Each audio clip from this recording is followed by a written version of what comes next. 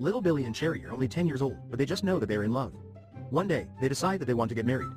So, Billy goes to Cherry's father to ask him for her hand. Billy bravely walks up to him and says, "Mr. Johnson, Cherry and I are in love, and I want to ask you for her hand in marriage."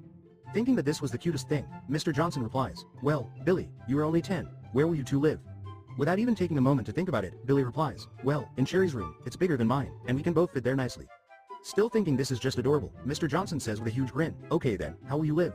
You're not old enough to get a job, you'll need to support Cherry." Again, Billy instantly replies, "From our allowance. Cherry makes $5 a week, and I make $10 a week. That's about $60 a month, and that should do us just fine." By this time, Mr. Johnson is a little shocked that Billy has put so much thought into this, so he thinks for a moment, trying to come up with something that Billy won't have an answer to. After a second, Mr. Johnson says, "Well, Billy, it seems like you have got everything all figured out. I just have one more question for you. What will you do if the two of you should have little ones of your own?" Billy just shrugs his shoulders and says, "Well, we've been lucky so far.